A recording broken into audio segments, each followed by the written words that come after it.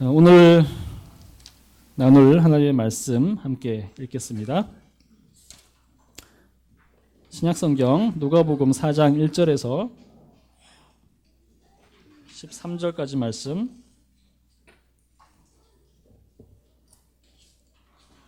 신약성경 93쪽에 있는 누가복음 4장 1절 말씀 13절까지 함께 읽겠습니다. 제가 먼저 읽고 여러분들이 읽고 교독하도록 하겠습니다. 1절입니다. 예수께서 성령의 충만함을 입어 요단강에서 돌아오사 광야에서 40일 동안 성령에게 이끌리시며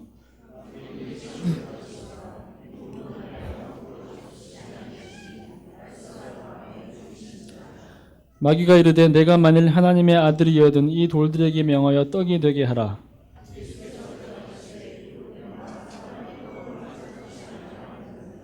마귀가 또 예수를 이끌고 올라가서 순식간에 천하 만국을 보이며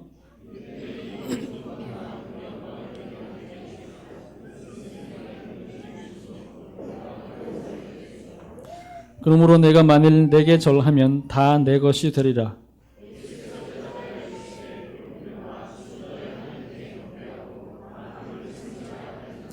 또 이끌고 예루살렘으로 가서 성전 꼭대기에 세우고 이르되 네가 만일 하나님의 아들이여든 여기서 뛰어내리라.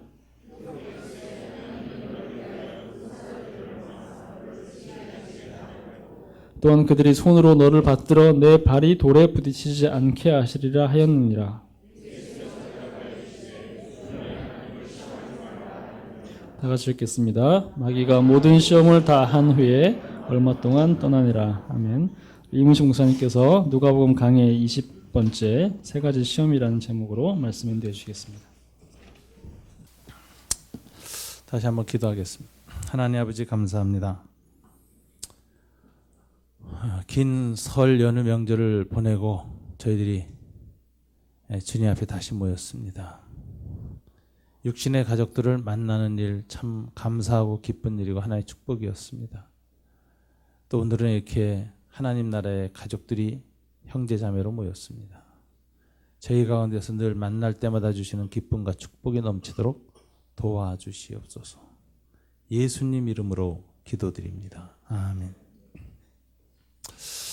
오늘 읽은 본문은 여러분이 잘 아는 것처럼 예수님이 이제 시험을 받으시는 장면입니다. 주님이 세례를 받으셨고 이 세례를 받으실 때 예수님이 하나님의 아들이라는 하늘에 계시가 있었습니다. 그래서 세례 받으실 때 세 가지 사건이 나타났죠. 첫째는 하늘문이 열렸다. 이거는 계시가 다시 시작됐다라는 메시지입니다. 두 번째 그 계시의 내용은 이는 내 사랑하는 아들이다. 예수님의 메시아 되심을 하늘이 선포했습니다. 그렇게 하고 세 번째, 예수님 위에 하나님의 아들로서의 능력과 권능을 행하실 수 있도록 하늘에 정말 권능의 형이 나타나는데 이것은 성령께서 비둘기 형태로 예수님 위에 임재하셨다. 이렇게 세 가지 사건을 통해서 예수님의 메시아 되심, 예수님의 하나님 아드님 되심, 또 세상 군주국가의 얘기로 말하자면 예수님이 황태자 되심, 아버지의 왕권을 대항하기 위해서 이 땅에 오신 분, 이렇게 되어져 있죠. 고대 군주국가에서 황태자는 아버지에 대한 효성만으로는 왕위를 물려받지 못합니다. 왕가의 자녀들은 효만 가지고는 안 돼요. 그와 더불어서 충이 있어야 됩니다. 나라의 위기 때 전선에 앞장서서 나가서 목숨을 걸고 싸울 때 다른 모든 장수들과 백성이 그를 왕으로 인정하고 믿고 따르게 되어 있습니다. 그 과정을 꼭 거쳐야 됩니다. 예수님도 이 세상, 죄로 가득 찬 세상에 아직도 사탄의 통치가 가득한 어두운 곳에 한복판에 홀홀 다니신 그 나라를 세우고 왕권을 선포하기 위해서 들어오셨습니다. 이 들어오신 예수님이 바로 하나님의 왕권을 대행하는 자다라는 것을 보여주는 사건이 성령이 비둘기같이 임재하셨다 하는 사건이에요. 그래서 어떤 신학자는 이것을 황태자 대관식 이렇게 얘기합니다. 황태자에게 황태자로서의 관이 씌워졌다. 예수님이 황태자로서 어둠의 왕국 사탄과의 싸움을 십자가에서 승리하시고 죽음을 정복하시고 죽음에서 부활하시자 이제는 황태자가 아니라 이 땅의 만왕의 왕으로서의 주님의 권능이 주어지죠. 그래서 부활하신 주님이 뭐라고 제자들 앞에 얘기하십니까? 아버지께서 내게 하늘과 땅의 모든 권세를 주셨다.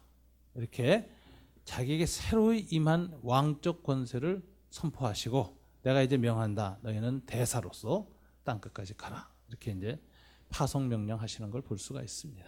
그래서 예수님이 요단강변에서 세례 받으신 장면은 황태자 대관식이다. 이렇게 불러서 마땅한 장면입니다. 그렇게 해놓고 누가복음은 예수님이 세례 받으신 장면 사이에 어떤 사건을 끼워 넣느냐면 예수님이 족보를 끼워 넣어요.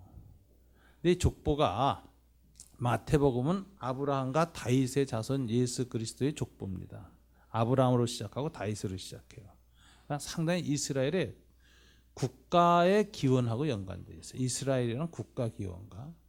그래서 아브라함이 하나님으로부터 이스라엘의 건국의 아버지로 언약의 통치자로 언약의 아버지로 주어졌고 그것이 다윗 왕국 때 군주 국가 이스라엘이 형성되거든요. 그래서 이스라엘 군주 국가의 두 연호는 아브라함, 다윗, 그 후계자인 예수 이렇게 얘기해서 마태는 예수님의 메시아 정통성을 아브라함과 다윗에 두고 메시아이심을 족보로 설명을 합니다.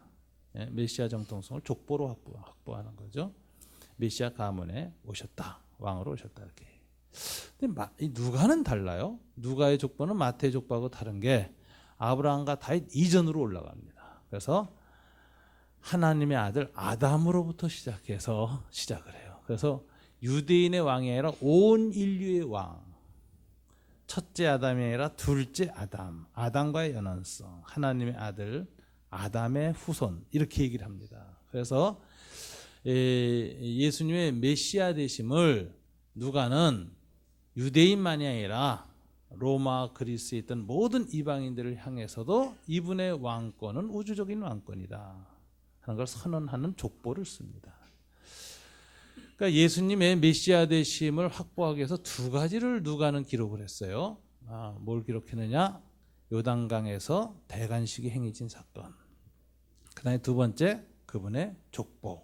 그래서 예수님의 메시아 정통성 아주 사건 하나, 그 다음에 역사적인 족보로 정확하게 확보를 했습니다. 그리고 오늘 이제 시험이 시작돼요. 이것이 끝나고 나서 예수님이 이제 광야로 가서 40일간 시험받았다. 맥락을 보면 문맥을 딱 보면은 성경을 보면은 이 예수 시험 사건은 무슨 시험일까? 메시아 정통성에 관한 시험이다 하는 걸 알 수 있는 거예요.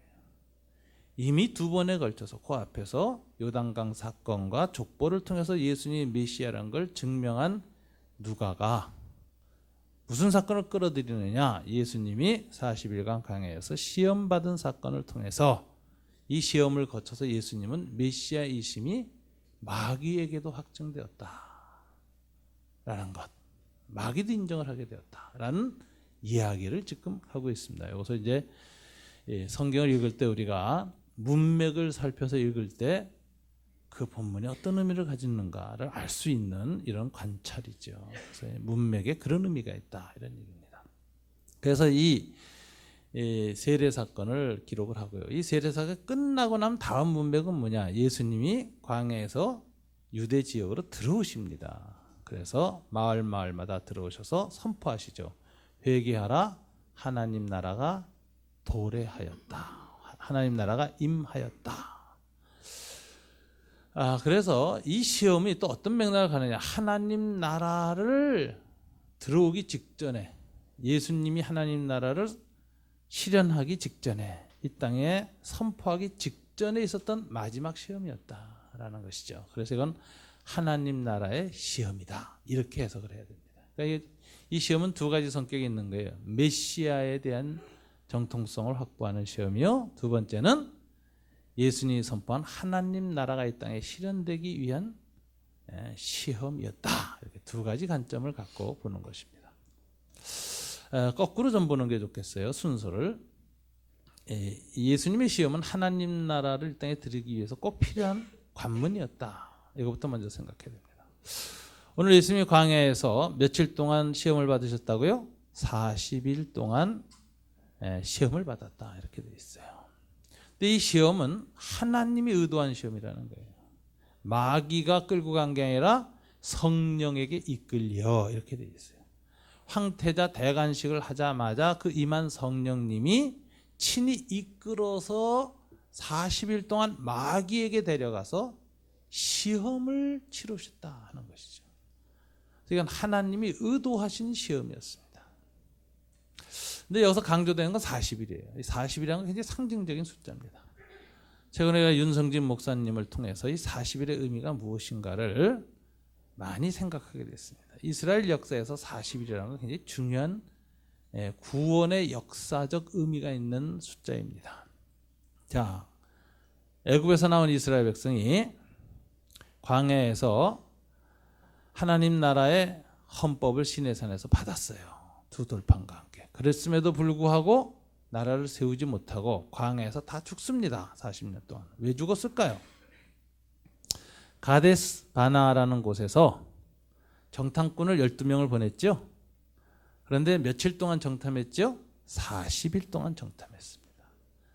보고 돌아왔는데 10명의 정탐꾼들이 그 땅은 크고 넓고 성이 강대하고 거인들이 있어서 우리는 그 땅을 못 들어가겠습니다 라고 해서 믿음 없는 반응을 했어요. 딱 두 사람, 여호수아와 갈렙만 아니다. 비록 크고 강대하지만 우리가 믿음으로 들어갈 때 저들은 우리 발밑에 재처럼 부서질 것이다. 그들은 우리의 밥이다. 이렇게 엇갈린 반응을 했습니다. 그때 이스라엘 백성이 어떻게 반응했을까? 놀랍게도 하나님의 약속에 대한 믿음을 갖기보다는 홍해에서 참 바다가 갈라지면서 나온 그 체험을 한 지 얼마 안 됐는데도 하나님의 능력과 하나님의 약속에 대한 불신이 생긴 거예요. 그래가지고 하나님이 우리를 저 땅으로 끌어서 우리 다 죽이려는 거 아니냐. 가서 다 죽을 바에는 안 되겠다. 그래서 우리로 말하자면 쿠데타를 일으키는 겁니다. 5.18 같은 거죠. 쿠데타를 일으켜서 모세를 죽이고 다른 지도자를 세운 다음에 그와 함께 어디로 돌아가자? 애굽으로 돌아가자. 이렇게. 이건 하나님에 대한 쿠데타였어요. 그래서 하나님께서 모세에게 야, 이 세대는 이렇게 반역하니 가나안 땅에 들어가서 이 세대를 데리고 하나님 나라를 세울 수가 없다. 하나님께 통치에 반역했어요. 이들을 데리고는 하나님 나라를 못 세운다. 그래서 이들은 정탐했던 하루를 1년으로 삼아서 40년 동안 이 광야에서 가나안 땅에 못 들어가고 방황하다가 다 죽게 될 것이다. 그래서 이스라엘 백성이 광야에서 출애굽한 1세대가 다 죽습니다. 그리고 나중에 누구만 살아남느냐? 여호수아 갈렙만 살아남아요. 1세대에서는. 그리고 광야에서 이제 태어난 2세대가 있어요. 2세대가 다 이제 무리를 이루어서 또다시 이제 가나안 땅으로 들어갈 준비를 하는데 이번엔 요단강 앞으로 딱 데려갔습니다. 의도성이 있었죠. 홍해 사건을 리바이벌하기 위해서.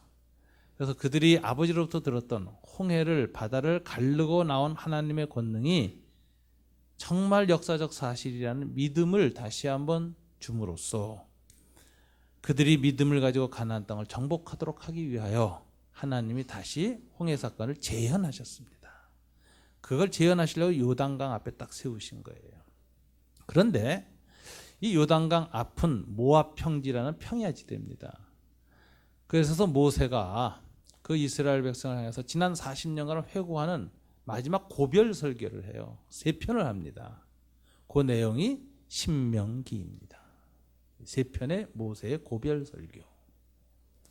근데 그 고별 설교를 쭉 하고 하나님을 어떻게 섬겨야 할 것인가라고 율법을 다시 세세하게 반복해서 절기와 율법, 하나님이 주신 시내산 계명을 다 잘 설명한 후에 이렇게 얘기를 합니다.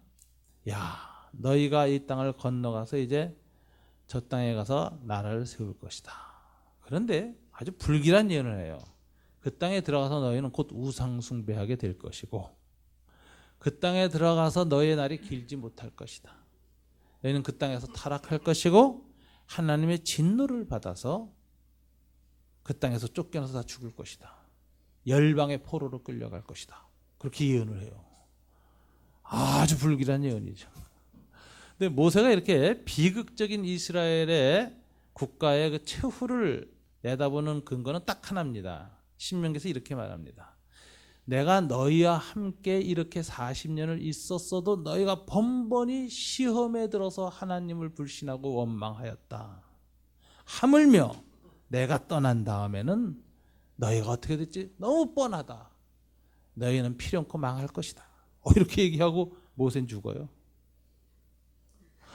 아이고 여러분, 이 모세가 이스라엘이 가나안에 세워질 군주 체제, 군주 국가, 신정 국가 체제에 이스라엘이 멸망할 거 이미 예언하면서 그 예언의 그 멸망의 근거는 광야에서의 시험의 실패.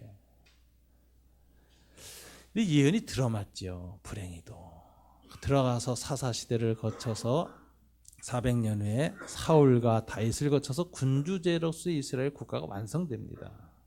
그리고 이제 아들들이 통치를 하는데 이게 남북이 분열되기 직전에 무슨 일이 일어나요? 분열되고 난 후에 이제 어려움이 이제 생기는데 특별히 아합과 이세벨이라는 유명한 우상 숭배한 이스라엘 북이스라엘 왕이 나옵니다.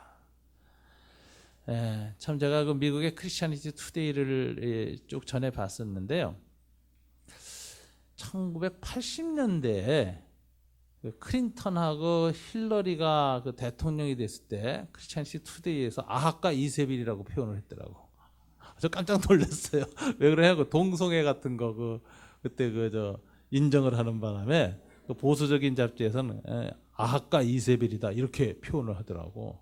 내가 이거 좀 지나치다 하는 생각을 했는데 하여튼 그 아합과 이세벨이라는 이제 타락한 군주가 북이스라엘에 세워집니다. 그때 나타난 선지자가 엘리야라는 선지자가 나타나요. 근데 이 엘리야가 아주 묘한 행동을 해요. 갈멜산에서 이제 우상 숭배자가 싸우고 승리했는데도 불구하고 이세벨이 마음을 완악하게 먹고 회개를 안 하죠. 엘리야를 죽이려고 합니다. 그때 엘리야가 굉장히 상징적인 행동을 해요. 우선 이스라엘 땅을 딱 벗어납니다. 그래서 브엘세바, 이스라엘 남부, 그 네게부 사막으로 들어가는 남부 초입 국경 도시를 딱 벗어나서 이제 국가를 벗어났으니까 이제 암살당할 공포는 사라졌잖아요. 로덴 나무 밑에서 픽 쓰러져요. 그런데 그때 하나님이 천사를 보내서 물과 떡을 줍니다. 그 떡을 먹고 심히 갑자기 불끈 솟았어요. 그래가지고서는 그 힘으로 40일을 주파하여 광야를 건너서 어디로 가느냐? 모세가 십계명을 받았던 시내산의 그 바위 틈으로 딱 들어갑니다. 호렙산 동굴에 들어갔다. 이렇게 열왕기서에는 돼 있는데 그 호렙산 동굴이라는 단어와 모세가 시내산에서 하나님께 두 돌판을 다시 받았던 바위 틈이 히브리어로는 똑같은 단어예요. 똑같은 단어를 썼어요. 그러니까 모세가 썼던 그 자리에 가서 딱 쓰는 거예요. 하나님께 언약의 돌판을 받았던 자리에 가서 서서 뭐라고 말하냐? 이렇게 말합니다. 하나님께 고발을 해요. 이스라엘을. 하나님 쟤네들 보세요. 우상 숭배가 심합니다. 주님의 제단을 다 헐어버렸습니다. 그리고 마지막 선지자인 나까지도 죽이려고 했습니다. 그래서 오직 나만 남았습니다. 엘리야의 역할은 고발자입니다. 검사입니다. 하나님의. 모세는 그 산에서 하나님께 법을 받아서 선포한 법 제정자고 엘리야는 그 자리에서 딱 서서 하나님 말 예언대로 모세 예언대로 이스라엘이 이 법을 다 어겼습니다. 언약을 깨뜨렸습니다. 라고 고발하는 검사의 자리에 서요. 그 산에서 있는 유명한 사건이 하나님이 자신이 나타나시는데 이적과 기사와 권능으로 나타나지 아니하고 뭐 가운데 임재하셨다고 되어 있죠? 세미한 음성으로 바람결에 들릴 듯 말 듯한 세미한 음성으로 임재하셨다 이렇게 되어 있어요. 그러면서 하나님이 이렇게 얘기해요. 야, 너만 남았다고 아니야. 너는 너무 지나친 피해의식에 사로잡혀 있다. 내가 아직도 바알과 이 우상 숭배에 무릎 꿇지 않은 순결한 내 백성을 7,000명이나 남겨뒀다. 그래서 이게 남은 자라 그래. 남은 자. 그러니까 이 세대의 타락이 심하고 신앙이 무너져도 남은 자는 하나님이 남겨둔다는 거예요.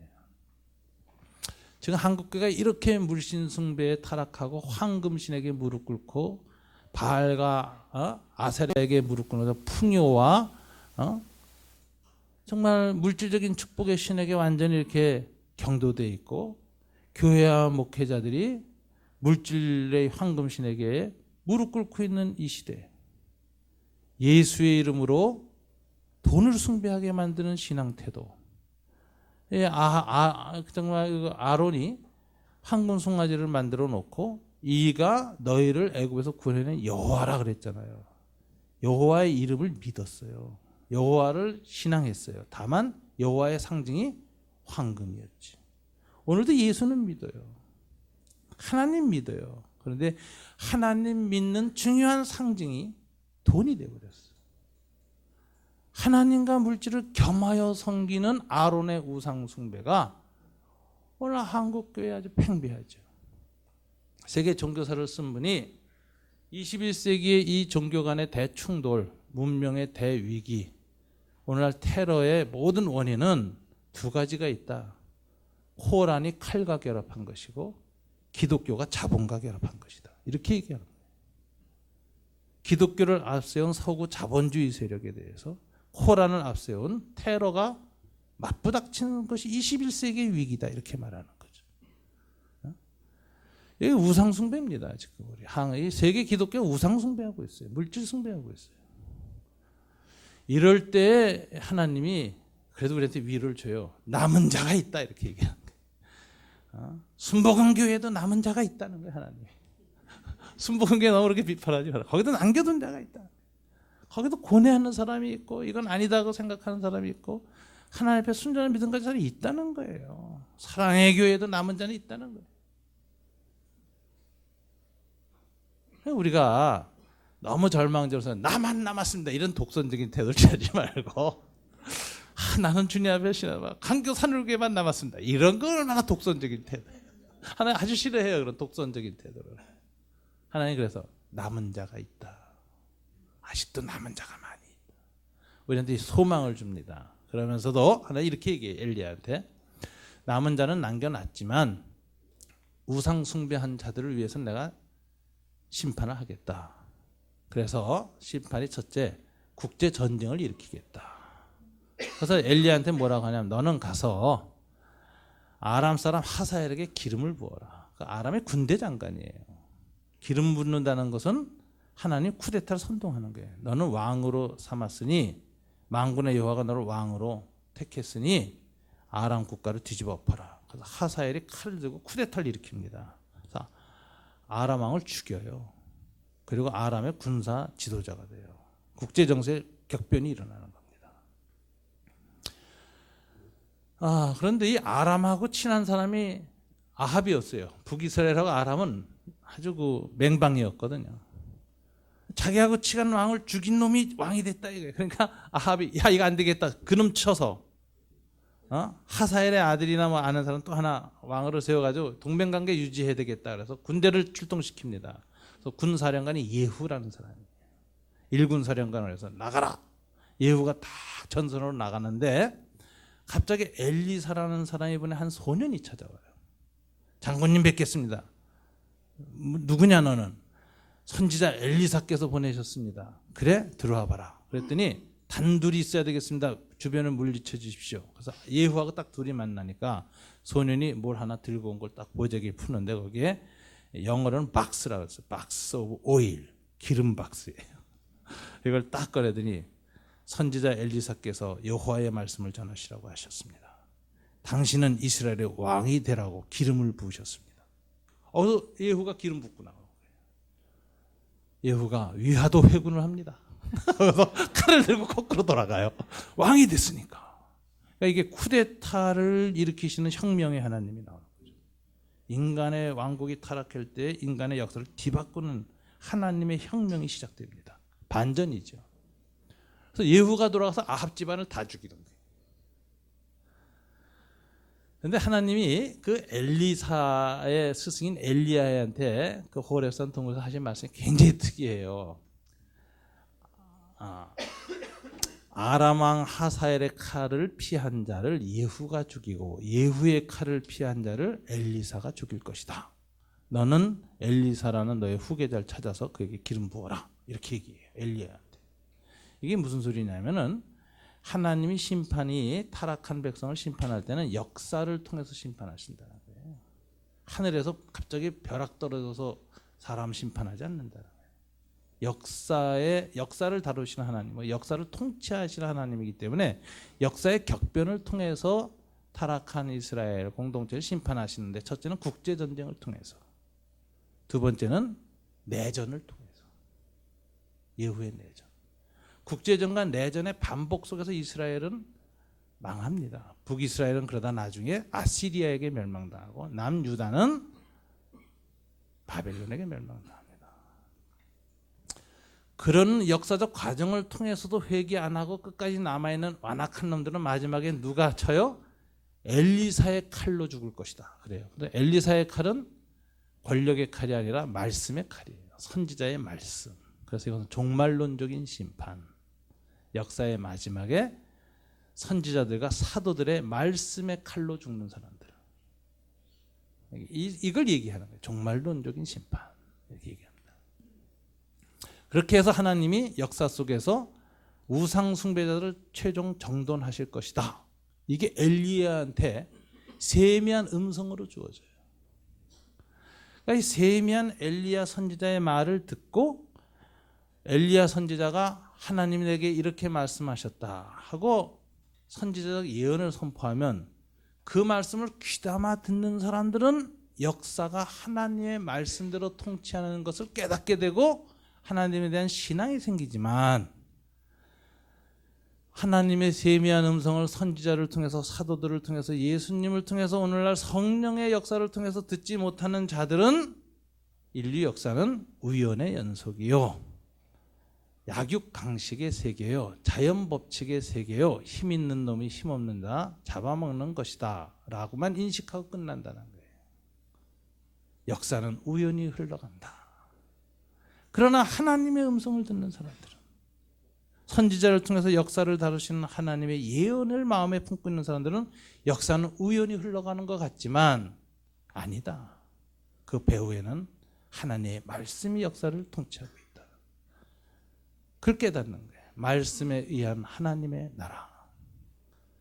그래서 더욱 하나님을 신뢰하게 된다는 거예요. 그래서 이 세미한 음성의 통치 시대에는 그전에 이적과 기사로 통치하실 때와는 달리 하나님에 대한 태도가 양극단으로 갈라져요. 하나님 없다, 역사는 우연의 산물이다, 이렇게 믿는 사람과 하나님은 여전히 살아계시고 말씀으로 다스린다는 확실한 믿음을 가진 남은 자 둘로 갈라지는 거예요. 저는 우리 강교산울교회에 속한 여러분들이 이 남은 자 공동체, 남은 자들이 되시기를 주님 이름으로 축원합니다. 그건 딱 하나예요. 말씀을 깊이 묵상할 때만 남은 자 자아가 생겨요. 하나님이 살아계시고 하나님의 말씀대로 역사는 이루어진다는 확신, 이게 생기는 거예요. 그래서 세태에 흔들리지 않습니다. 세상의 흐름이 그냥 어영부영 따라가지 않습니다. 하나님 말씀 앞에서 세상의 흐름을 거꾸로 살기도 하고 세상의 흐름에 휩쓸리지도 않기도 하고, 소위 말씀 앞에서 자기 정체성을 유지하면서 살아갈 수 있는 뜻 있는 그리스도인이 될 수 있는 길, 이게 남은 자라고 하는 것입니다. 저는 강교산울교회 개척하면서 갖고 있는 공동체는 남은 자 공동체를 하나라도 더 세워야 되겠다. 3분에 하나 세웠고 강교회 한 번 더 세우자, 이런 마음에서 교회를 개척했습니다. 남은 자 공동체를 세워야 되겠다. 이 시대에 너무 많이 무너져가고 있기 때문에 참다운 신앙과 공동체의 원형이 파괴되고 무너지고 물질화되고 세속화되는 이 시대에 끝까지 남은 자 공동체를 다시 한번 세워보자. 이게 이제 제가 이제 교회를 개척하는 그 마음이었다라는 걸 말씀드릴 수가 있겠습니다. 근데 이렇게 얘기하는데 여기서 중요한 건 40일이에요. 엘리야가 로뎀나무 밑에서 만나를 먹고 40일을 주파여 시내산에 갔다. 이거 굉장히 상징적인 사건입니다. 이게 무슨 소리냐? 이스라엘의 영광이 떠났다라는 거예요. 하나님의 영광, 이스라엘 떠났다. 왜? 나중에 엘리사가 엘리야를 뭐라고 부르냐면은 승천할 때 이렇게 불러요. 이스라엘의 병거와 마병이요, 이렇게 불러요. 이건 무슨 소리냐? 이스라엘의 진정한 영적인 안전, 영적인 보호, 하나님의 군대와 하나님의 말들과 하나님의 병사들은 어디에 있어요? 이스라엘 국방장관에 있지 않고 누구한테 있어요? 선지자 엘리야에게 있다는 거예요. 엘리야가 떠난다는 것은 이스라엘을 이제 하나님이 특별히 보호하시는 영적인 안정장치는 해제됐고 역사 안에 자연의 힘의 상태에 맡겨버렸다. 이제부터 이스라엘은 세상에 힘센 사람한테 무조건 파괴당하고 끌려당하게 생겼다. 특별한 보호는 없어졌다. 이스라엘의 진정한 안전보장, 그건 하나님의 병거와 마병인데 이게 떠난 거예요. 근데 이게 떠나는 방식이 어떻게 했어요? 브엘세바에서 40일 동안 이스라엘을 광야를 주파해서 호렙산에서 떠나요. 이건 무슨 소리냐면은 이스라엘의 역사가 이제 퇴행했다. 뒤로 돌아갔다는 거예요. 하나님의 영광 끝났고 이스라엘은 광야 40일을 거꾸로 돌아가서 옛날 모세가 언약을 줬던 그 자리로 거꾸로 돌아왔다. 거꾸로 시간이 거꾸로 돌아가 버렸다. 모든 특권을 상실했다. 그래서 여러분 이 40일이란 이 엘리야가 주파한 그 40일은 이스라엘의 광야 40년하고 똑같은 거예요.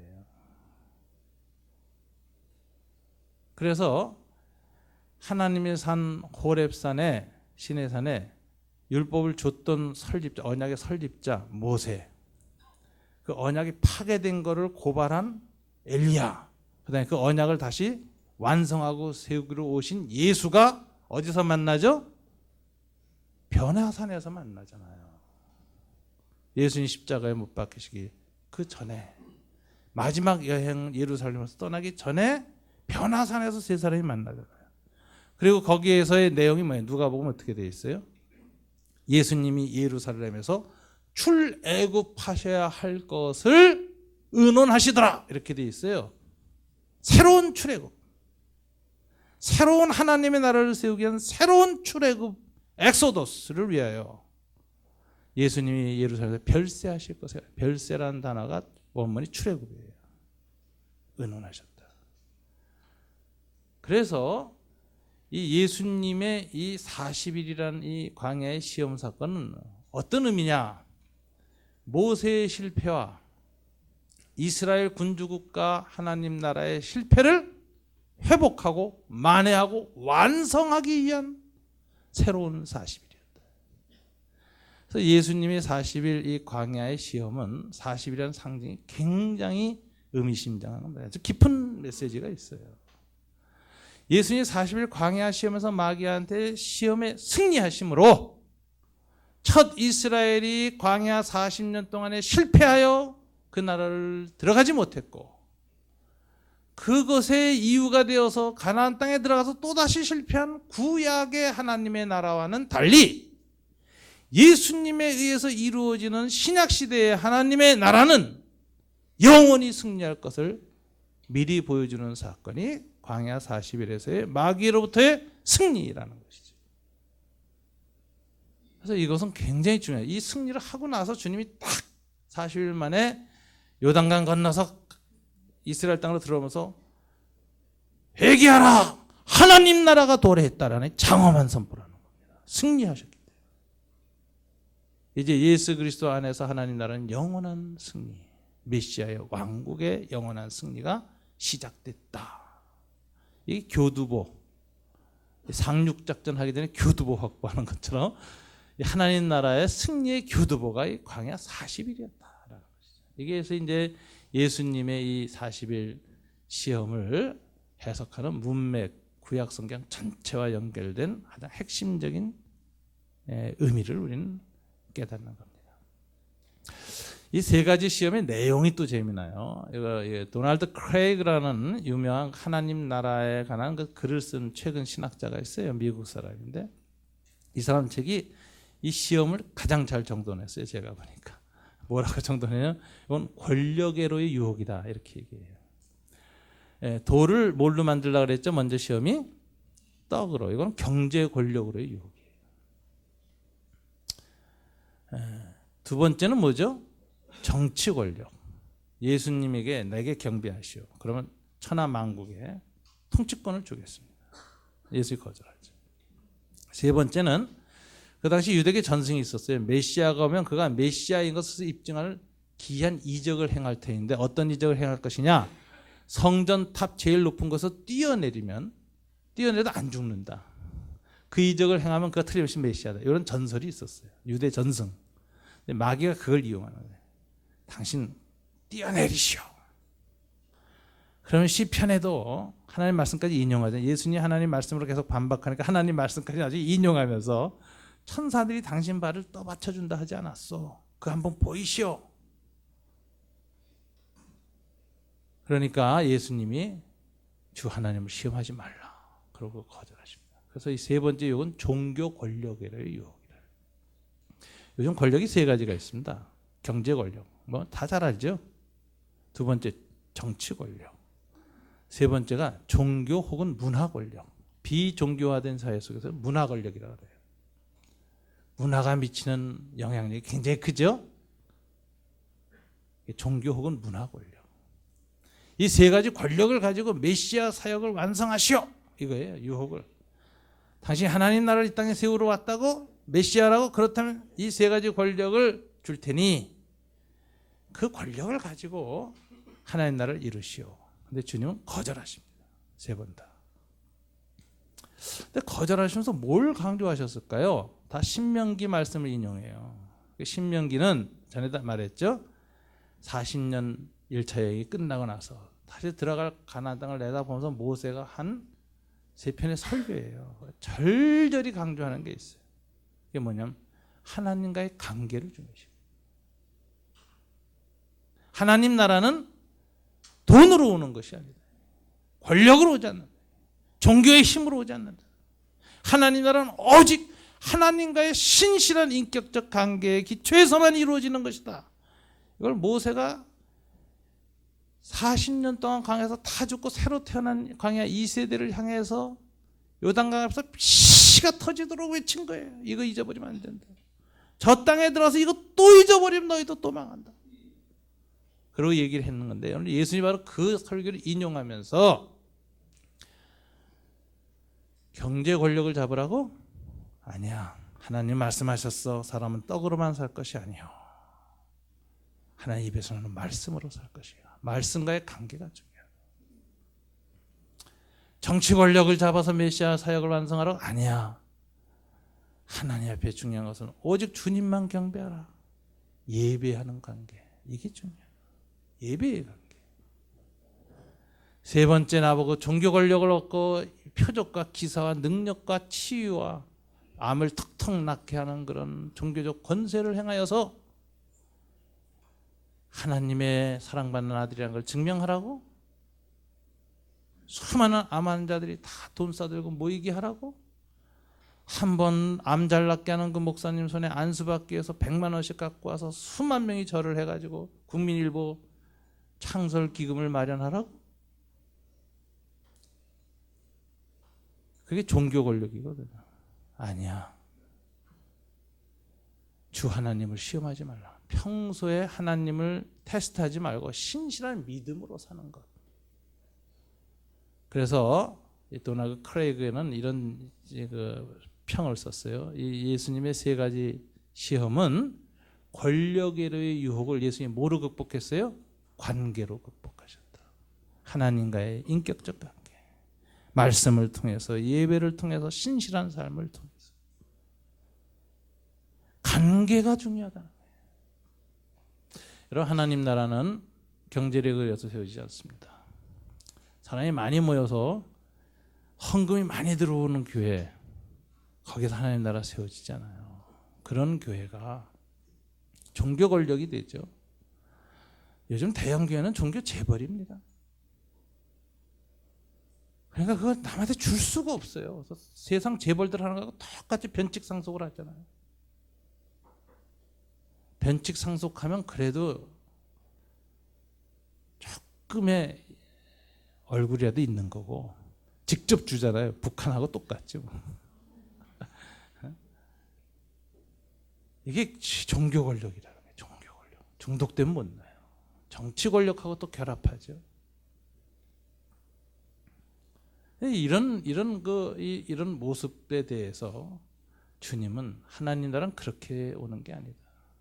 그렇게 결합하면 마귀한테 넘어간다. 다 그 유혹에 넘어간 사람은 다 마귀 세력이 됐어요. 십자가 들고 마귀 세력이 됐다. 근데 예수님은 중요한 건 뭐예요? 하나님과 인격적 관계다. 목회자나 사역자나 교회도 능력 나타나는 거 중요하지 않습니다. 크고 힘 있는 거 중요하지 않아요. 기독교는 힘이 생길 때가 가장 큰 위기예요. 정치인들이 기독교인이 정치가가 되고 장로가 대통령 될 때가 기독교의 가장 큰 위기예요. 마귀에게 가장 가까웠을 때 그런 현상이 생겨요. 마귀에게 가장 넘어가기 쉬울 때가 교회가 돈이 생겼을 때, 권력이 생겼을 때, 힘이 생겼을 때. 예수님은 말씀하셨어요. 그건 다 마귀에게 넘어가고 마귀에게 넘어가는 현상이고, 그걸 극복하는 길은 딱 하나다. 뭐라고요? 하나님과의 신실한 인격적 관계. 그래서 세 가지 다 신명기 말씀으로 탁 마귀를 물리치시죠.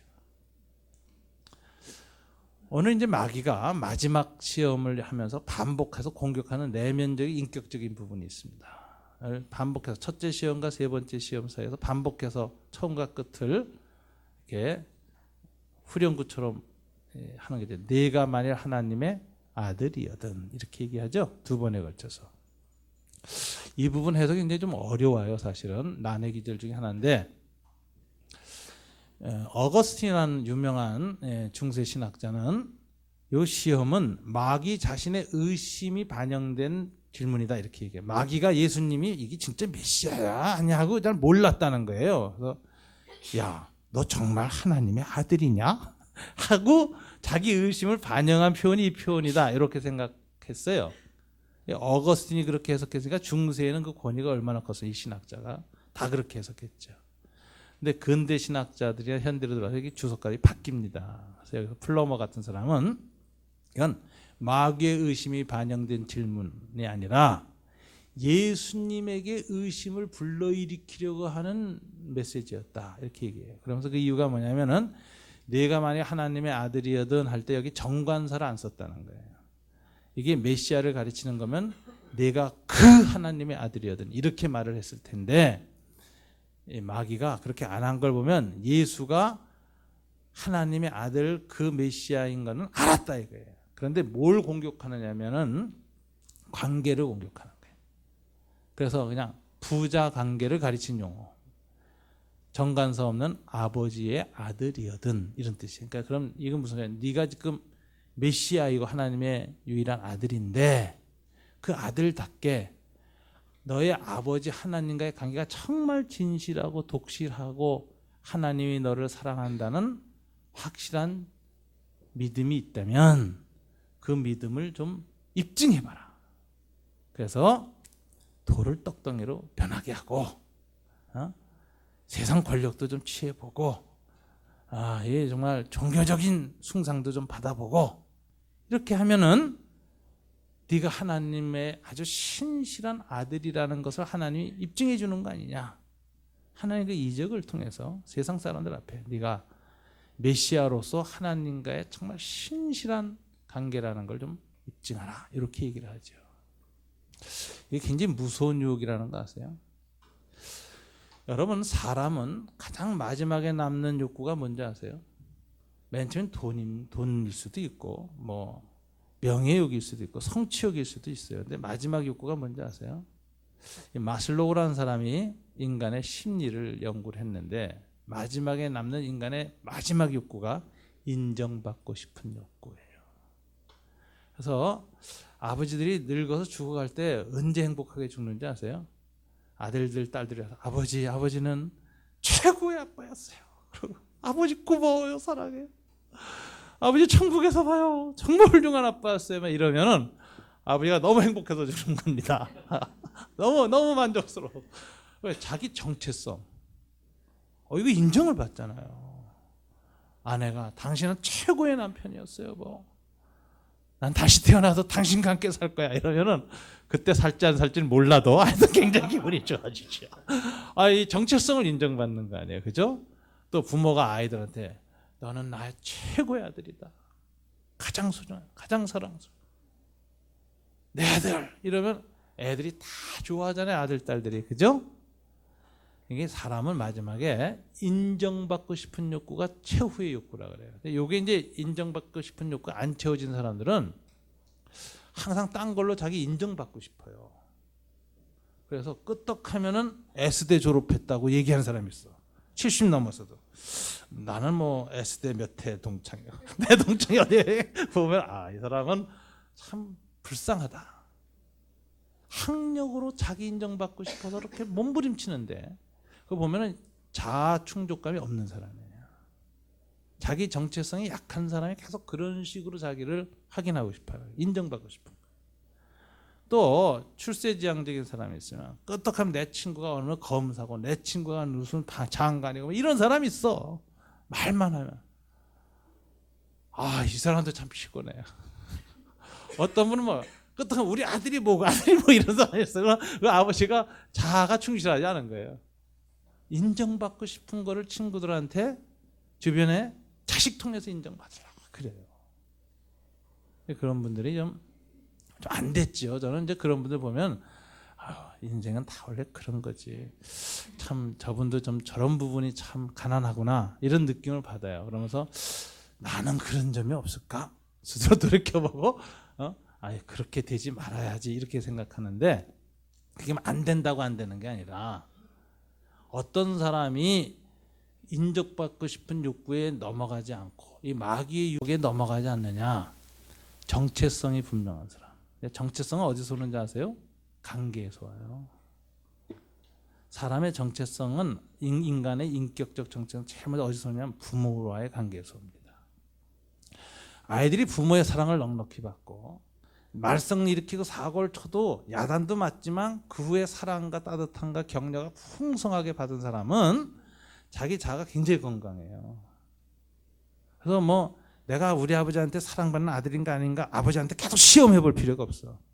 내가 저 도자기를 깨트려도 아버지가 나를 죽일 건가 살릴 건가 한번 시험해 볼까 이런 생각 안 해요.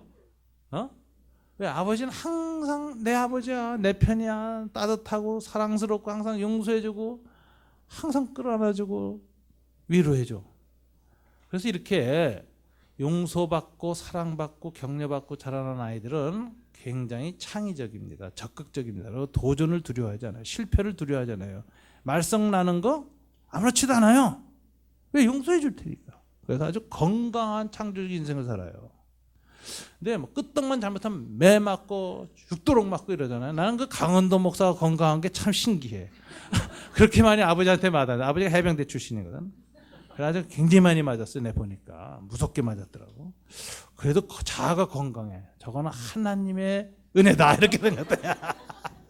여러분 사실 부모한테 자아 건강성이 부족한 사람도 예수를 믿고 하나님의 사랑을 풍성히 받아 다 극복합니다. 완전히 회복돼요.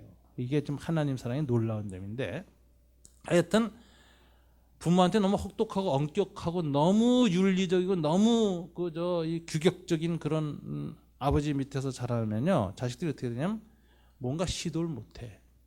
망치면 맞을까 봐. 그래서 소극적이 되고 안전지향적이 되고 도전과 그다음에 실수했을 경우 정직하지 못해요. 용서받을 줄 아나잖아. 아빠 나 또 깼어 이러고 오죠. 그런데 그 용서받지 못한 체험이 있는 사람은 안 깼다고 끝까지 우기는 거야. 난 몰라요. CCTV 들여대도 모른다는 거야. 카메라가 잘못됐다는 거야. 그래서 이중적이 됩니다. 여러분이 인간의 이 자아 정체성이라는 건 어디서 오느냐? 사랑에서 오는 거예요. 이게 부족하면 다 딴 걸로 인정받으려고 몸부림치는 비참한 내면이 생겨요. 그래서 건강하고 행복한 사람 자뻑할 필요가 없어요. 그죠? 스스로가 행복하고 스스로가 당당하고 스스로가 괜찮은데 뭐 학위를 주장해서 자기 자뻑을 하겠어요? 친구로 하겠어요? 뭐 돈으로 하겠어요? 그럴 필요가 없잖아요. 그죠? 그래서 부자 관계가 중요한데 마귀가 이걸 잘하는 거예요. 그래서 내가 만약 하나님의 아들이라면 이러고 탁 거는 거예요. 내가 만약 하나님 사랑을 받는 그리스도인이라고 그러면 그 암 좀 휘딱 나보지. 기적도 많이 일어나던데. 근데 암이 안 나고 죽어. 야, 네가 무슨 하나님 사랑 받았냐? 너는 하나님한테 버림받은 존재야. 그러면은 교회 떠나고 신앙이 땅에 무너집니다. 정체성 문제, 정체성. 이게 근데 마귀가 인간을 너무 잘하는 거예요. 어디를 공격해 넘어질 줄 아는 거예요. 인간의 최대 약점은 내가 만일 하나님의 아들이라면 이거거든. 우리가 아버지 테스트 안 하고도 자녀로서 잘 사는 건 아버지에 대한 사랑과 믿음 때문이에요. 아버지가 사랑한다는 확신, 건강한 자 때문에. 그래서 여러분 이 세상 살면서 마귀의 시험에 안 넘어가려면요, 그리스도인이 건강한 자아를 갖는 게 그게 가장 중요합니다. 돈 많아서 자아 정체성 확립 안 돼요. 뭐 아는 사람, 권력 있는 사람 안다고 대통령이 내 누구 친구라고 해서 자아 정체성 생기지 않습니다. 훌륭한 큰 교회 유명한 목사님 밑에서 안수 집사하고 권사하고 그 교회 장로라 그래서 여러분 자아 정체성 안 생겨요. 오직 하나예요. 하나님 안에서 신실한 인격적 사랑, 말씀으로, 예배로, 그리고 삶 속에서의 신뢰로 날마다마다 주님이 나를 사랑한다는 확신이 넘치는 사람은요, 교회가 작든 크든 건물이 있든 없든 내가 돈이 있든 없든 건강하든 병약하든 상관없이 늘 하나님 앞에서 하나님의 아들로서의 충실함으로 살아갈 수 있습니다. 그럼 마귀를 이기는 거예요. 세상을 이기는 거예요. 유혹에 안 넘어가요. 그렇게 자아가 성실하고 충실하지 못한 사람들이 밤낮 이리저리 유혹에 넘어가 휩쓸리고 자기도 고통스럽고 가족도 고통스럽고 교회도 엉망진창 만드는 거예요. 얼마나 감사한지 모르겠어요. 저는 이번 주간을 보내면서 한 가지 감사가 좀 새롭게 깨요. 늘 하는 건데 정말 새롭더라고요. 설교를 이번엔 연휴가 있어 일찍 끝냈어요. 일찍 준비해서 원고를 월요일, 화요일 날 다 끝냈는데 이제 수요일 날부터 이제 새벽마다 이제 기도를 하는데 하나님 제가 원고에 의지하지 않게 도와주세요. 이 원고에 성령의 기름을 부어주세요. 이 원고 들고 오늘 아침에도 붙들고 주님이 좀 기름 좀 부어주세요.